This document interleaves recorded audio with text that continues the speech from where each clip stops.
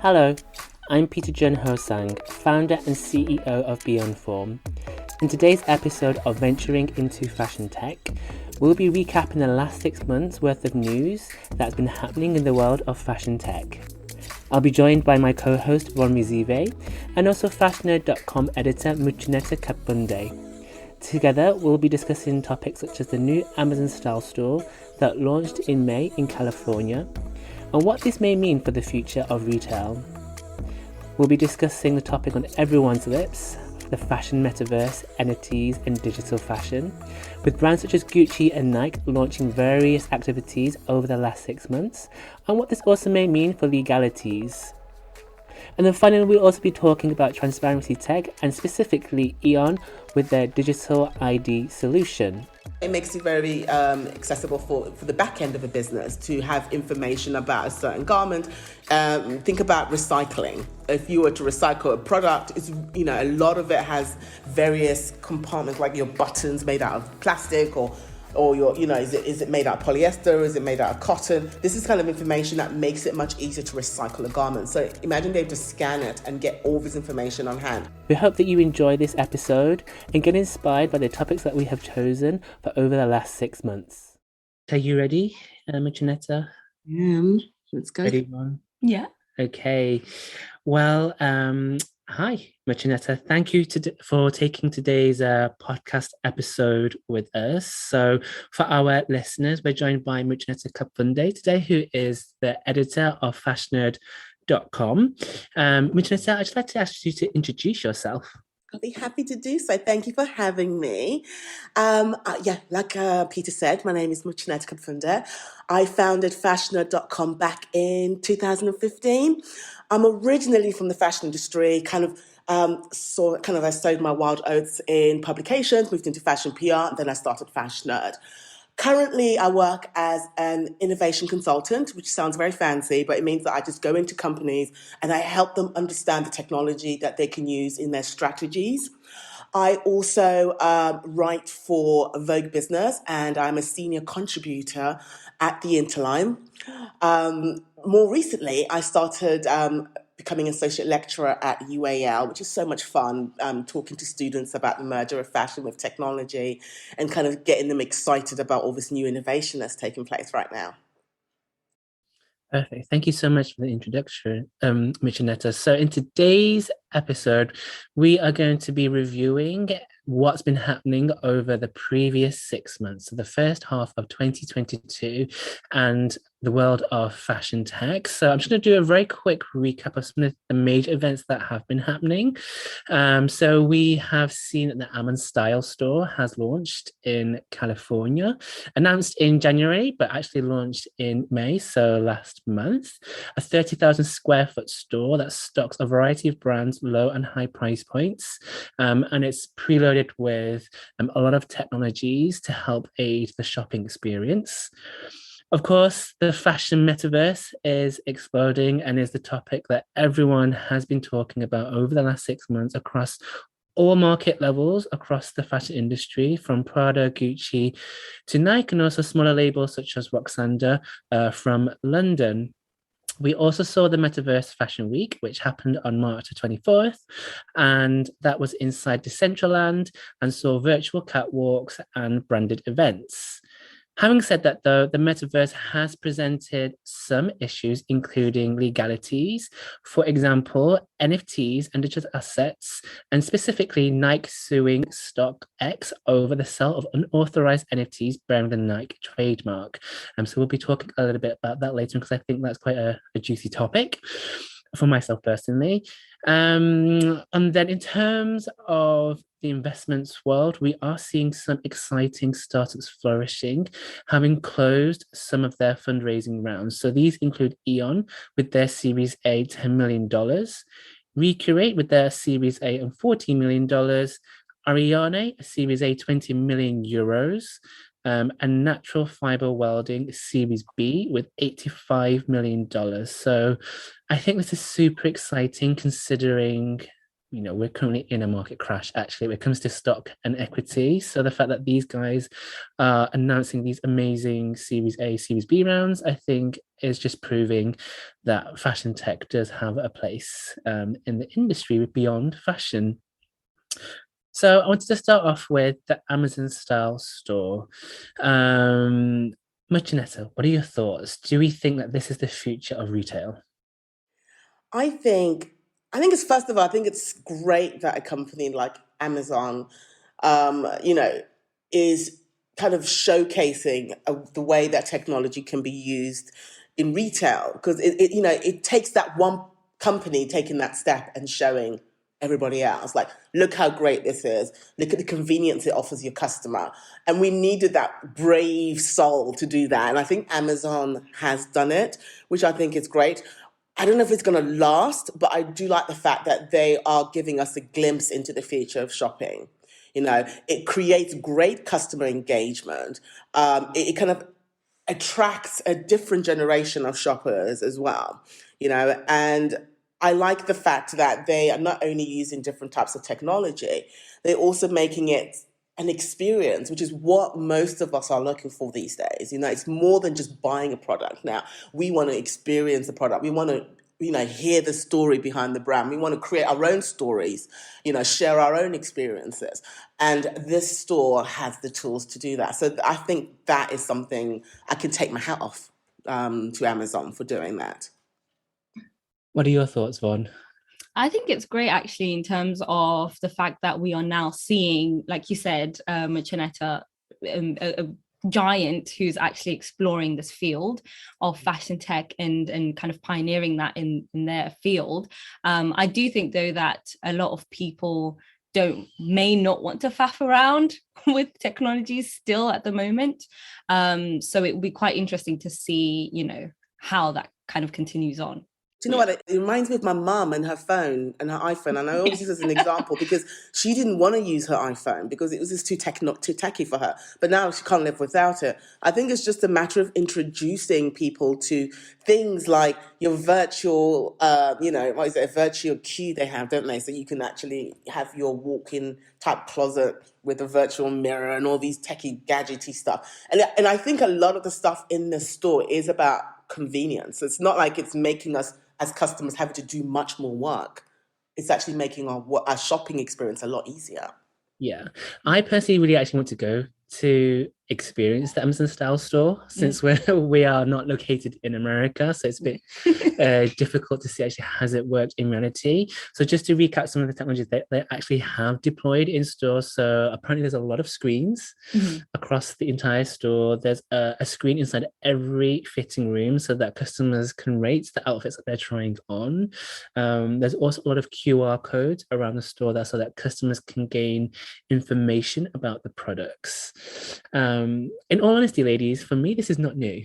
Like we were doing this back in 2015 at the Dandy Lab, my previous future retail store, in partnership with UCL, and we did QR codes, we did touch screens, and what we found that although the customers kind of somewhat engaged with it, it didn't necessarily add to the shopping experience, and it didn't necessarily add to selling more clothes, shall we say. So I really want to get there and see actually what have they done differently actually. But don't you think, Peter, it's more to do with when it happens, the time. If it happens too early, we're not ready for it. If it happens too late, we've moved on. It's down to timing, no? I agree, it's down to timing, but I'm just wondering, is their version of, the store giving us anything new actually that is going to push kind of like the future retail, kind of like how they did with their Amazon Go stores, because they had elements in there that we hadn't seen before in a supermarket. But in this particular context, we have seen QR codes, we have seen touch screens, we have seen virtual fitting rooms, enabled fitting rooms. So it seems like they've just taken bits of things that are already existing versus Yeah. really extending the conversation. Which I agree. I do think now in this case, it's more about then the type of audience that they are going to catch in this way. So I guess for people like us who are already familiar with this, it may seem like, okay, it's a little bit of a deja vu. It's cool that they've put it all in one room. But I think for people who have no clue about fashion tech, which a lot of people actually don't, they might just go in there and think, oh wow, this is so different. And I think those types of people are the ones we have to kind of see. Well, they'll kind of dictate where it's going to go, I think. I agree completely, because I think we're old hens here. We've been clucking around for a while now. But if you were to show this store to my sister, who's not into technology like that, it will probably blow her away. I remember giving a lecture once, and a student was super excited about a battery in a T-shirt. And I was thinking, oh, this is so 10 years ago. But I had to kind of put myself into that person's feet, like, okay, they're excited about it because they've never seen this before. So to them, it's exciting. But for me, I know it's a very old technology. And actually, we've gone past that now. We don't even have batteries as in our garments anymore like that. So I think it's kind of trying to look through the consumer's eyes rather than look through our own eyes, because we know we've seen all this before. But what I think is exciting is that there aren't, even though we've seen it all before, there are no stores that offer that. Yeah. So therefore, it makes it a little new to them. Yeah. So which technology do we think are going to be the most successful? I'm just thinking those QR codes, just because it does allow people to just kind of instantly see something. Mm-hmm. And especially because it's already on a phone that you already have, you're kind of used to it. So that may stay.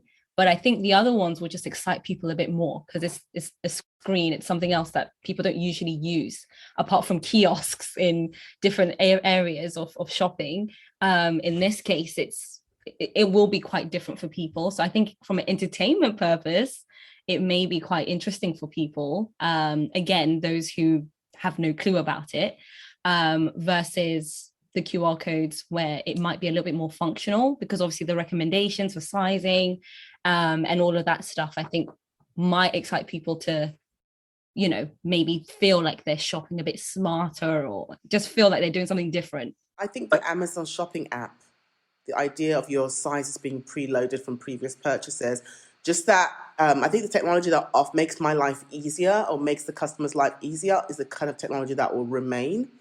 Because like I said earlier, I think customers are always on the lookout for convenience. What makes their life easier, what means that they don't have to do too much.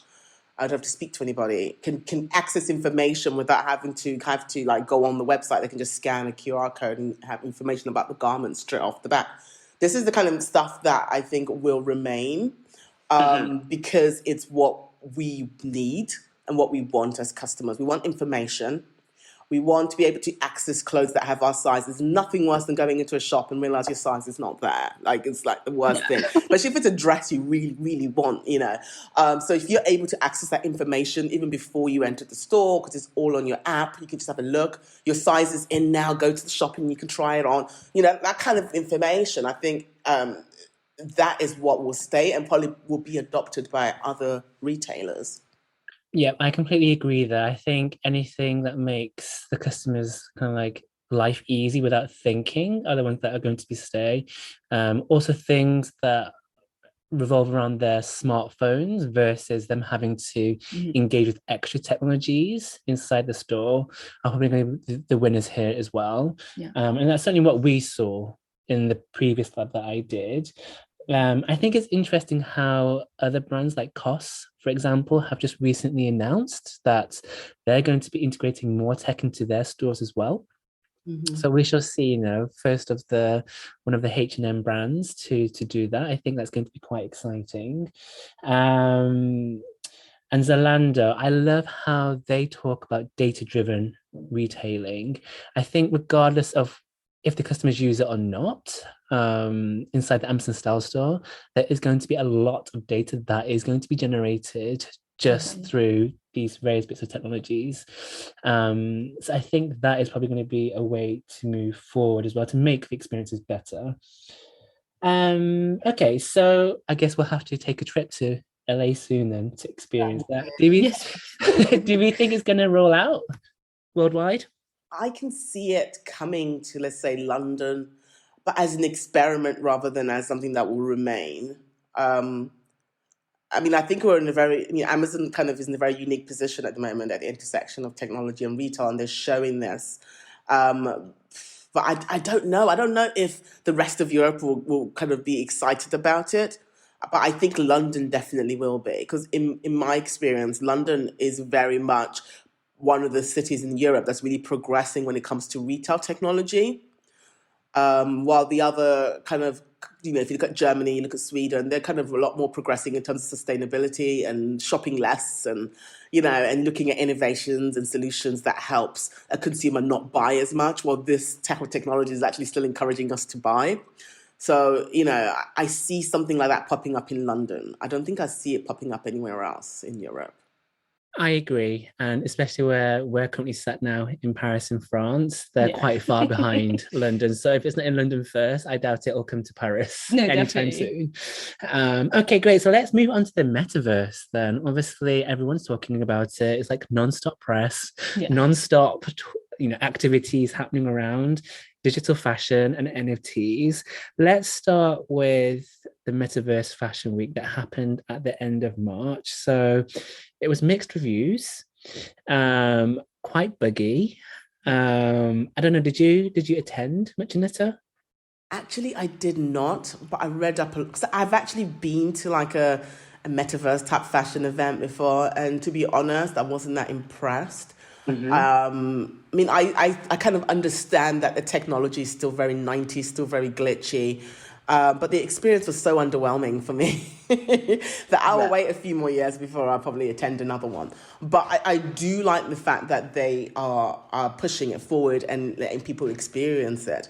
I think my only fear is that because the technology hasn't caught up with what they're trying to do, is that it can put off people to attend future events or put off brands to invest in that type of technology going forward. Yeah, I think it's interesting how a lot of the aesthetics of the metaverse and digital fashion is actually harping back to early 2000s. Yeah. And it's almost kind of like ironic, shall we say, that this is happening, that for something so futuristic, actually it does have a retro feel. It does. To it. And I think I agree with you, Muchaneta, unless it progresses in other ways that we haven't seen previously, I'm not sure how far it's going to go. But of course, we need to start somewhere. I agree completely. And I just because I did not attend, I did read a lot about it afterwards. And, and I do take my hat off to the fact that they're doing something a little different. They're showing the fashion industry a different avenue of showcasing their products, which they need to have. If anything taught us one thing, COVID taught us that you've got to find a different way to sell your products, to showcase them. Because if we're all stuck at home, how are you going to be able to get access to your customers and whatnot? So I kind of think it's great. But we also have to realize that even though we're excited about it, the technology simply isn't there, but it doesn't mean it's not going to get there. It will get there. So we have to be very careful not to overhype metaverse fashion events.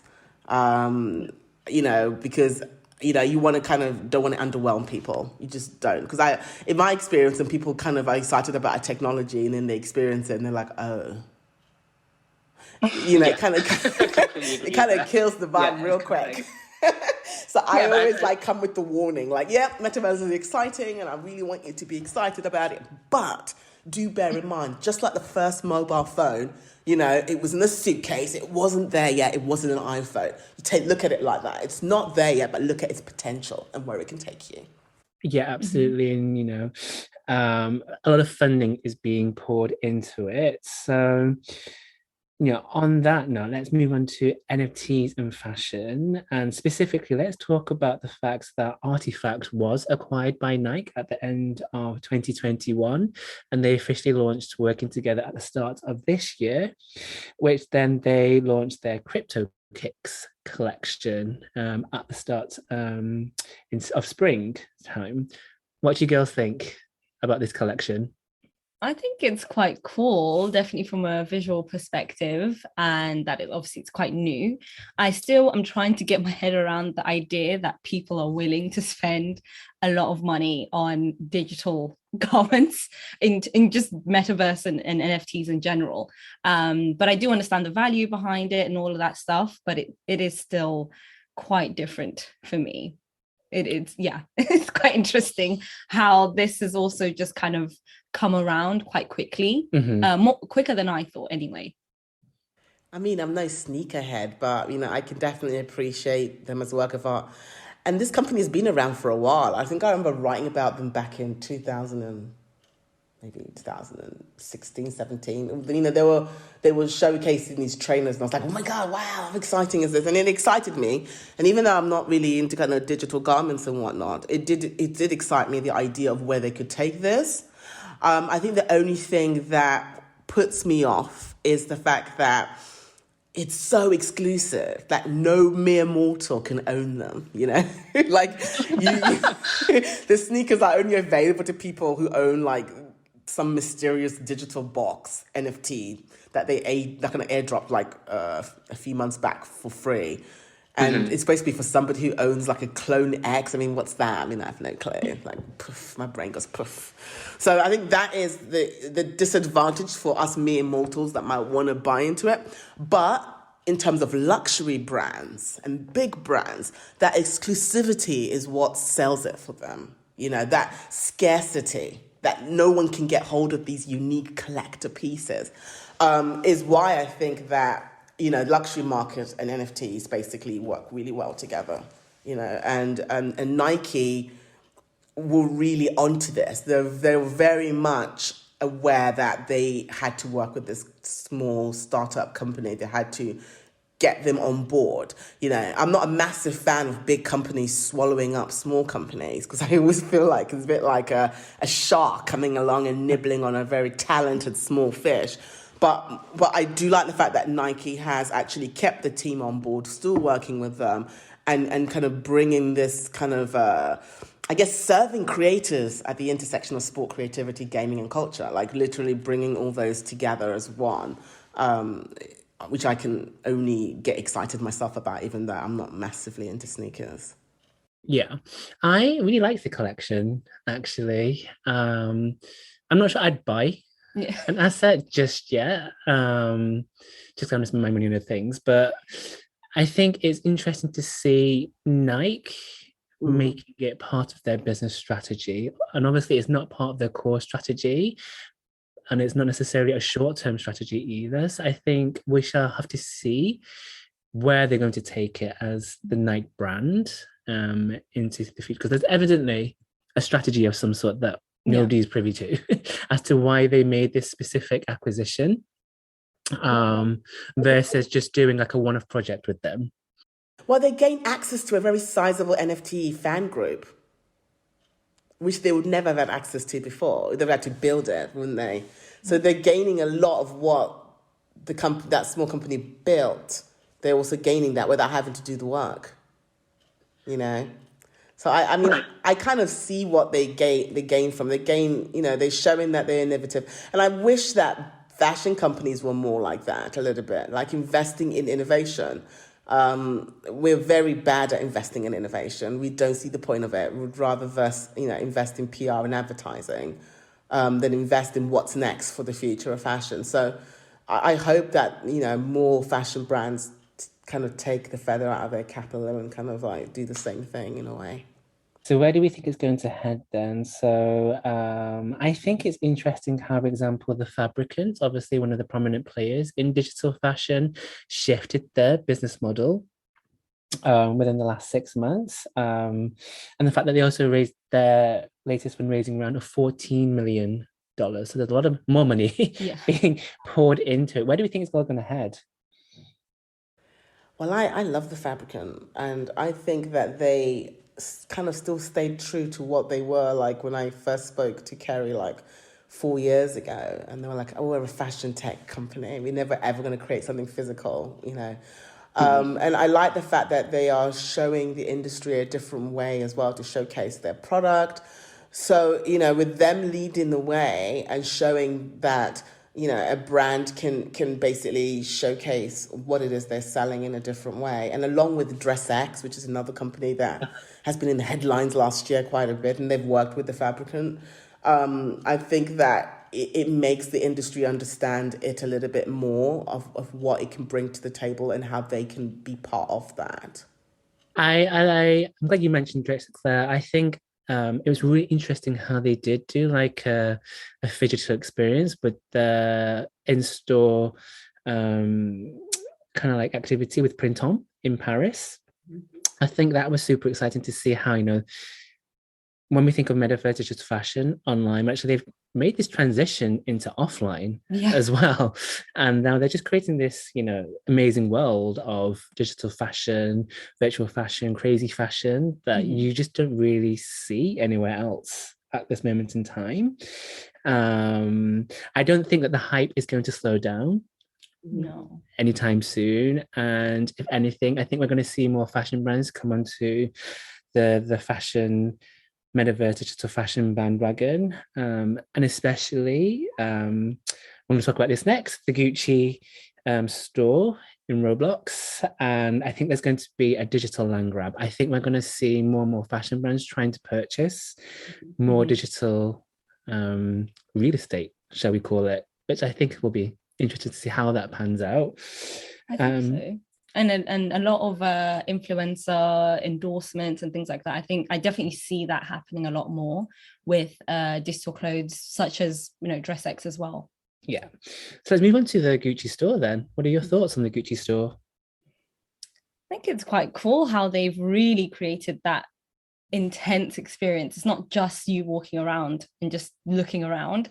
It's more you're interacting with the walls, you're having your own personalization around it as well. So I think they've really considered the context of today's customers or fashion consumers, and taken it further than just, okay, so we used to have an online store on a website, now we're just going to put it in the metaverse. They've really created more of that around it. And I think, like the consultant at the Future Metaverse Lab was saying that they are capturing really the younger audience through this as well. Again, they're purchasing a lot on apparently on Metaverse, but I do so basically what I'm talking about is like between 20s and 30s that they've mentioned anyway. So I think that is quite interesting because again, I would have thought maybe, I mean, it makes sense. It makes sense age-wise of why they maybe have a bit more time to go on there and shop a bit more and just have fun experiencing the space. But overall, I think it's quite cool. I think it can definitely go a step further, though, in terms of being a little bit more hyper real. I do need to experience it myself, but just from what I've been reading and stuff, it does seem like there's a lot more potential to go a bit further than what they've done so far. What are your thoughts, Muchaneta? I do think this is nothing new. A lot of the existence of this type of stuff has happened over the years, and I think the fashion industry is only just now waking up to the idea that they have another customer that they could appeal to. They can appeal to those who want a brick and mortar store. They're appealing to those who want to shop online, and now they're experimenting with the idea, of opening a store in the metaverse and helping, customers express their individualities through virtual clothing. And also, the idea of a Gucci shop where you can buy stuff, I love that. And I hope that other brands will kind of see the value. And like what you said earlier, Peter, about this digital land where they're all going to be trying to buy this digital land real estate and kind of put their fork in the land and be like, yep, this is my space. I'm going to create something here. I kind of look forward to more brands jumping on. And I do hope, even though Gucci has referred to this as a project, it makes me feel like, is this really long term? I hope it is. But I like the fact they are experimenting. And I think it's great they're doing that. And I hope that other fashion brands will also do that. Because I do see a future, and this might sound a little like out there, but I do see a future when we will exist, not only physically, but also digitally. Like literally we'll have our digital self. There'll be a digital twin that will exist online that we will be like using when we're shopping, when we'll be using when we are, buying, art or going to see friends, but we'll be doing it all digitally online. And then we'll also be obviously existing physically. I see a future where we would become more into our digital selves. So we need to have a place we can buy our clothes. We need a place where we can grab a coffee. That's all digital. So the fact that, all these brands are kind of deciding to kind of dip their toe in is a good thing for sure. And most of them are all luxury brands, but I would also like to see high street brands also playing a role here as well. And not just the luxury brands. I think we'll probably see like all of Kiering's brands do their own store of some sort, but we haven't yet really seen the major players in fast fashion doing it at such a scale. So I think that'll be exciting. So then let's move on to the last topic for today's episode. So let's talk about transparency tech. I mentioned right at the start on Eon Series A fundraising that they announced earlier this year. And with their lead being Natalie Massenet, obviously the founder of Net-a-Porter, who I just love everything she does, basically, and her venture capital firm, Imaginary Ventures, leading that round. What do you think that signals for this type of technology? I think our industry, the fashion industry, needs powerhouses such as Natalie to support startups like Eon, like how Stella McCartney supported Bold Threads. This is the only way we can get innovation to kind of have a spotlight put on it, is by having powerful people who are able to say, hey, guy, look at this. It's great. Why are you not, investing, or why are you not experimenting with this type of technology, or make the whole entire business easier? So, unfortunately, this is the only way that innovation can get a look in, is by having a big sister or a big brother coming along and kind of taking them along for the ride. So I was excited to see Natalie involved with Eon, because I love what Eon are doing. I met Natasha 3 years ago, I think, at Munich Fabric Start, and we kind of connected there. And when she explained to me what her startup does, I was really impressed, because I was thinking, why didn't we ever think about that in the first place? Why didn't we ever think of that? Why hasn't it rolled out? Even if we have thought about it, then why hasn't it been rolled out? Like, really? It's so simple. It's so simple. So I kind of love the fact that she is getting great support from the industry. About time, really. Some of our listeners may not be familiar what Eon's product actually is. Could you explain that a little bit, please, Muchaneta?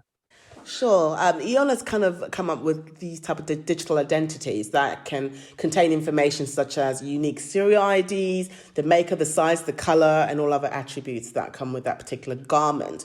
This makes it easier for various things, not only front of house, where a customer can get information about the garment that they're about to buy or they have bought, but also it makes it very accessible for the back end of a business to have information about a certain garment.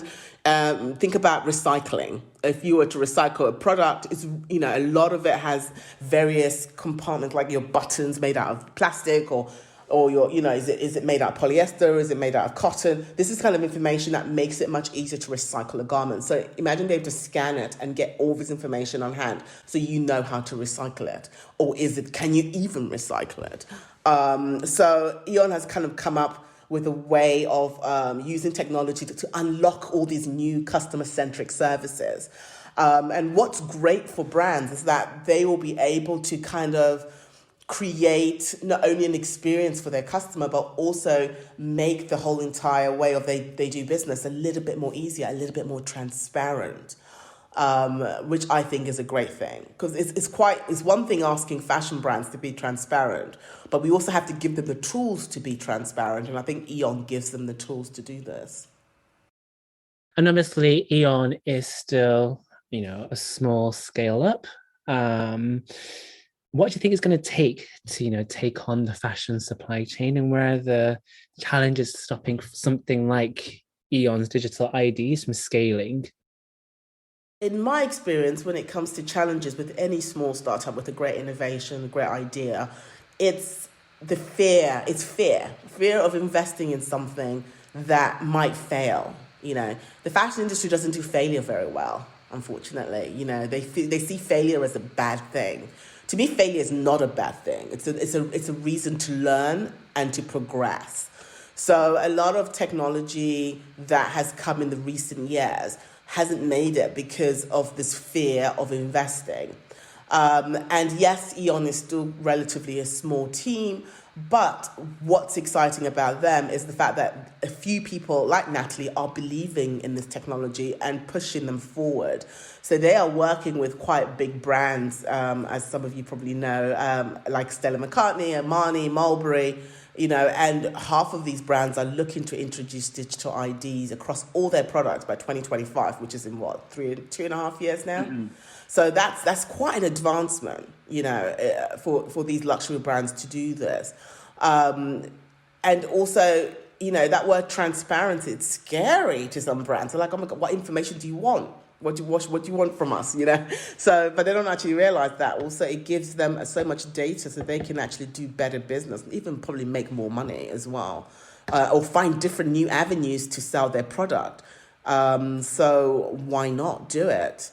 Why not invest? So my hope is that the fashion industry releases that fear and supports the new innovations that are really showcasing and showing us the way forward. They're like our flashlight. They're showing us the light through the darkness. Mm-hmm. What do you think, Van? Where do you think transparency tech is going to take us next? I do agree with what Muchaneta has said about fear, but I do also think it is a case of kind of not being forward thinking enough, because obviously, like where we are, everything's super traditional here in Paris with the way they do things, the ateliers and stuff.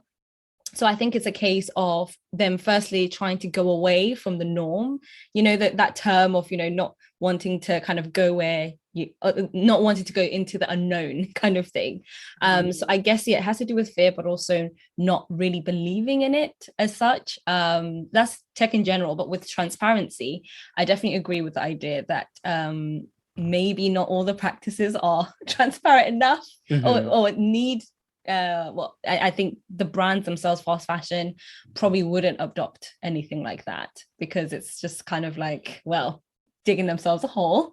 Even the larger brands, some of them sometimes won't always have the practices that we would expect at their levels. So in this case, it may not have that much of a space. But what I do always, not much of a space in terms of the genuine type of transparent tech. And when I say that, it's because a lot of the time we hear lots of brands talking about how sustainable they are and everything. But when you look deeper into it, it's really not that sustainable. And I just think in that case, the genuine ones that will really showcase the whole thing, the whole process, supply chain, will be quite difficult to actually adopt in the future. Yeah, and the fact that the fashion supply chain is just so disconnected and it's really difficult to get all of the stakeholders aligned. I think that's probably the number one challenge. No one wants to do that work. with rolling out something like this. I was going to add, like, do you know what the problem is that I think a lot of fashion brands think that transparency means being 100% and being really kind of like showing what a good person or good company you are. It's not really about that. I think it's about understanding your supply chain. It's about understanding, you know, who you are using in terms of manufacturing. I think customers will appreciate the honesty of a brand. Even if you say, listen, we don't know who our manufacturers are, but we're going to try to find out. We're going to try and be more transparent about who we're using because we're going to know who they are. You know, or to say, listen, we can't be completely sustainable at the moment because, you know, our whole entire strategy doesn't allow us to. But what we will do is that every year we promise that we will 10% or 20%, we're going to be more and more transparent, more and more sustainable as a brand and so forth. So it's not so much that, you know, customers expect brands to be perfect. We know they're not, far from it. We're aware of what it is, what the fashion industry's dark secrets are. But it's just that need to want to change. That's what we want to see. That need to say, okay, you know, we've been doing business this way when you know we need to change, but give us time so we can change the way we do business.